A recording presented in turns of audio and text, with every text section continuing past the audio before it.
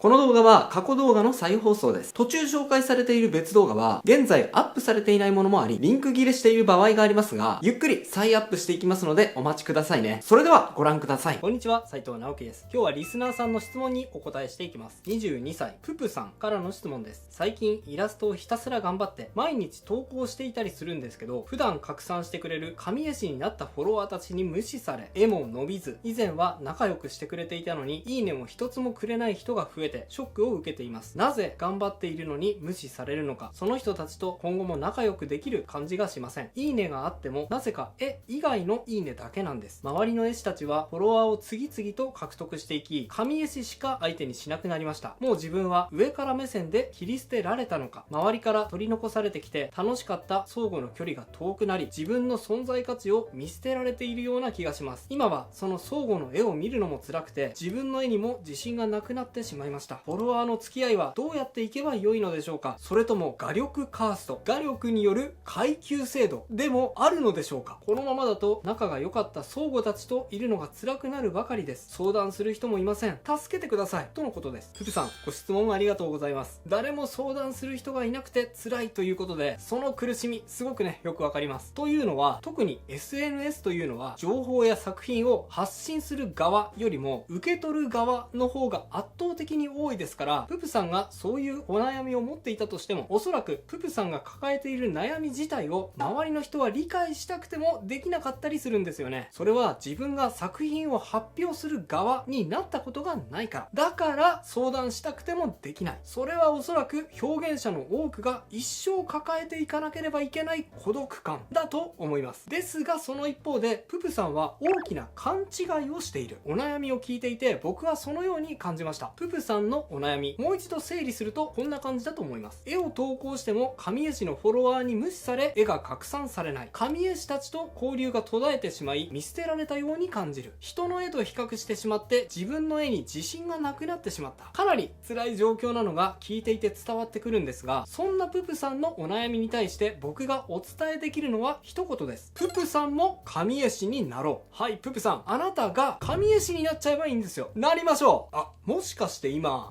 いや、無理。何言ってるんですか急に。それが無理だから悩んでるんじゃないですかって思いました？それ完全に間違ってます。いいですか？神絵師っていうのは、なろうと思えば簡単になれちゃいます。ですが、ププさんがもし今、私では神絵師になれないと感じているのであれば、それはププさんの考え方が、いわゆる神絵師と呼ばれている人たちとは真逆の考え方だからです。さあ、今回の結論、もう先に言っちゃいます。神絵師になるには、次の3つのポイントを意識するのが大事です。拡散してくれる人に頼るのはやめよう。みんなに拡散されるではなく、一人の共感を目指そう。評価だけではなく成長に夢中になろうです。これさえ意識し続けられれば、ププさんはいつの間にか神絵師と呼ばれるような存在になってしまうはずです。順番に解説していきますね。拡散してくれる人に頼るのはやめよう。まず僕がププさんの質問を読んで、ここはちょっと勘違いしちゃってるかもと強く感じている考え方があります。それは、絵を投稿しても神絵師に無視されるから絵が拡散されないという考え方です。ププさんはまずこの考え方を早めに捨てる必要があるなと感じました。なのでちょっとこの言葉はもしかしたらププさんにとって辛い一言になるかもしれませんが、覚悟してよく聞いてください。いいですか？言いますよ。ププさんの絵が伸びないのはあなたの絵に原因があります。それを拡散してくれる人や人付き合いに原因があるのではありません。はい、どうでしょう。これはもしかしたらね、今のププさんには少し厳しく聞こえたかもしれませんが、実はそう考えた方が数倍楽でもあるんですよ。なぜならププさんには自分でコントロールできることとできないことがあるからです。例えばですね、今僕がププさんに対して僕のことを好きになってほしいと思ったとします。もうね、僕のことを愛して僕のことだけ考えてほしい。そんな時僕が、おいププ、俺のことだけ見て、俺のことだけ考えろ。俺のことしか考えるな。俺のことしか考えるな。なんて言ったり念じたりしたところで、ププさんそうなります？なりませんよね。100万円あげるから僕のこと好きになってください。めちゃくちゃ怖くないですか？正直引きますよね。そうなんです。僕は他人であるププさんの気持ちを操作することは絶対にできません。それは誰だって同じです。よくですね、フォロワーを増やすには拡散してくれる人の交流を大事にしよう、そういう言葉を耳にします。僕はですね、この言葉は全くの間違いではないにしろ、かなり危険な考え方だと思っています。だっていくら交流を大事にしたとしても、誰かの行動を縛るなんていうことは絶対にできないからです。書面でね、契約を結ぶなら話は別ですけどね。こうはオツのツイートしたイラストを必ず1時間以内にリツイートする義務を負うこととするという文章にサインを書いてもらったとしたら、行動を縛ることはできるかもしれませんが、でも人付き合いに関しては確証なんて基本的には得られません。そこに力を入れれば入れるだけ、ただ単にあなたが苦しい思いをするだけ。もちろんたまたま運よくあなたの絵を毎回拡散してくれるような神絵師に出会うこともあるでしょう。でもそれはあくまでラッキーです。必要以上にその人に頼ってはいけません。その人が拡散してくれたのはただの気まぐれと考えた方がいいと思います。その時のリツイートにだけ感謝して、ひょっとして次もなんていう淡い期待はきれいさっぱり忘れましょう。いっぱいリツイートしてほしい。だからフォロワーがたくさんいる人と付き合おうという考え方は、絶対に途中でその期待が裏切られた瞬間に辛くなってしまうからです。でもその一方で、自分が作り出す絵に問題があって、それが原因で拡散されないのだとしたらどうです？あなたの絵に原因があるとしたら、それをあなたが改善すればいいだけですよね。自分にはデッサン力が足りてないなって感じたとしたら、よし、今から人体デッサンをやってみようと速攻で今の瞬間から自分を変えることはできちゃうじゃないですか。そうなんです。自分以外の誰かをコントロールすることはできませんが、自分ならいとも簡単にコントロールすることができます。背景が苦手と思ったら、もう5分後に Amazon で背景の本を買って、それが電子書籍だったらもう10分後には練習を始めることができちゃいますし、もうすでに作りたい作品が頭の中にあるのだとしたら、その作品を今から書き始めて、明日には SNS で全世界に発表することもできちゃいます。あなたの未来はフォロワーがたくさんいる他人に委ねるのではなく、あなた自身が自分の力で切り開くもの。まずは根底にこの考え方をしっかりと持っておくことが大事です。このことを理解して実際に行動できたら、ププさん自身が神絵師に近づけるはずです。みんなに拡散されるではなく、一人の共感を目指してみよう。でもここでププさんはこう思うかもしれません。それは分かったけど、でも実際にじゃあ拡散される絵ってどうやって描いたらいいの？そうですよね。拡散されるような絵が描きたいと思っても、その方法がわからないのであれば困ってしまうと思うんですが、それに対する答えもシンプルです。誰かにプレゼントを贈るように絵を描くです。僕はよく絵はプレゼントという例えをします。これは以前の僕の失敗談なんですが、まさしく僕もですね、ププさんと同じように、とにかく多くの人に拡散されたい、もっともっとフォロワーの数を増やしたい、ちやほやされたいなんていう風に、より多くの人に目に触れる人気者になるにはどうすればいいのかということだけに執着していたことがありました。だいたい 7,8 年ぐらい前の僕がその気持ちが最も強くなった時期だったのですが、そういう心もあって、もっともっとみんなに広く認知してもらうには、背景とかモンスターじゃなくてキャラクターを描かなきゃダメだ、そんな風に思ってキャラクター絵師に転身したんです。で、方向を転換したのはいいんですけど、最初はですね、苦労の連続でした。運よくですね、キャラクターを描く仕事を得たのは良かったんですが、そこからがひどかった。僕が描いたキャラクターがソーシャルゲームのキャラクターとして世の中に発表されて、そしてその評価が気になって2チャンネルを見に行くじゃないですか。もうめちゃくちゃにコケにされてるわけです。なんか顔が変。もうこいつに描かせんのやめろよ。時には俺が描いた方がマシって言ってね、画像をいろいろ加工されたものをアップされたりもしました。もうね、それを見た瞬間本当に落ち込みました。僕の人生の中で一番気分が沈んだ時期なんじゃないかと思います。もう無理だ。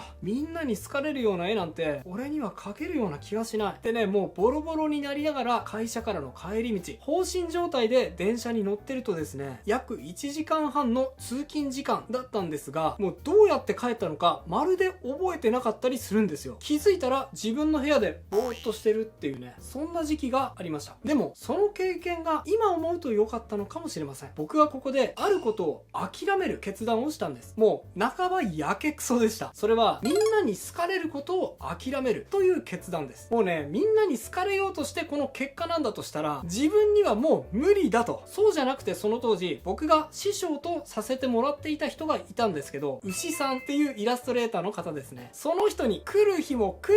牛さん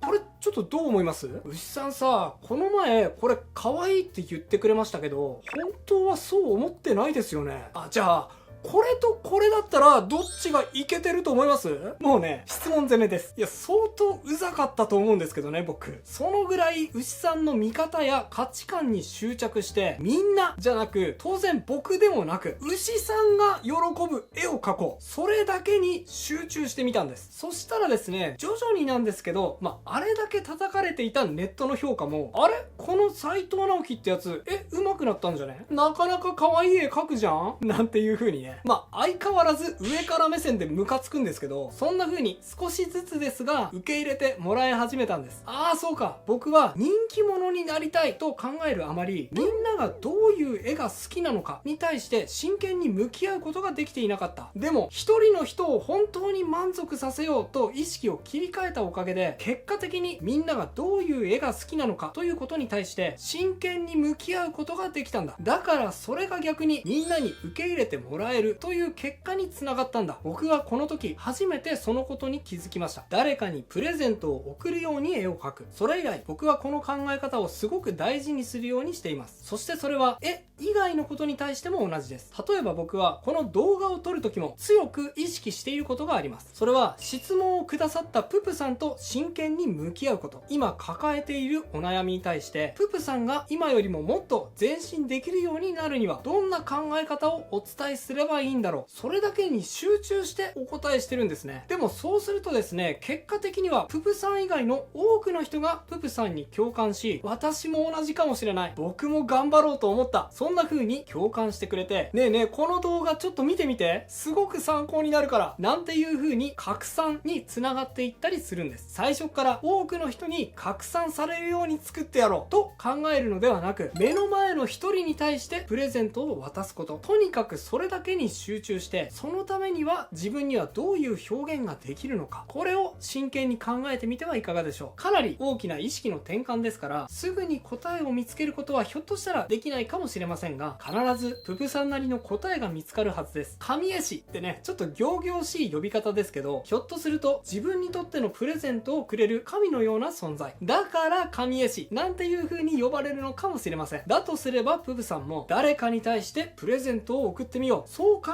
えることによってその人にとっての神絵師になれるはずです。まずは一人の共感から、そこから始めてみませんか。評価だけではなく成長に夢中になろう。おそらくププさんはここまで聞いて、大方納得してくれたかもしれません。ですがやっぱり心の奥底ではもやもやっとしこりが残っていると思います。でも評価されたい。はい、ごもっともです。確かにね、なんであえて絵なんて描いているのかと言ったら、絵は他人とのコミュニケーション手段ですから、それを描くことで他の人から認めてもらいたい、そういう承認欲求とは切っても切り離せないものだと思います。そのことは否定のしようがありません。なのでそう感じる心はもうそっくりそのまま受け入れてしまいましょう。その上でなんですが、ププさんは同時にもう一つ心の中に大きな評価軸を持ってほしいんです。それは自分の成長を喜ぶということです。今は SNS 全盛の時代で、評価が数字として可視化されてしまう世の中です。周りを見渡せば何万リツイート、何十万いいね、何百万フォロワー、自分と比べたらもうググググーっともう首がもげるほど上を向いてももう見渡せないぐらい、もうそのぐらいたくさんの評価を集めている人もいると思います。なんであいつばっかりなんていう風に悔しく思う気持ちが湧いてきて当然だと思うんです。でもよく考えてみてください。そういう嫉妬心、それをバネによーし自分もやったるぞと行動につなげられる人はいいと思うんですが、もう半分の人はこう思っちゃいませんか？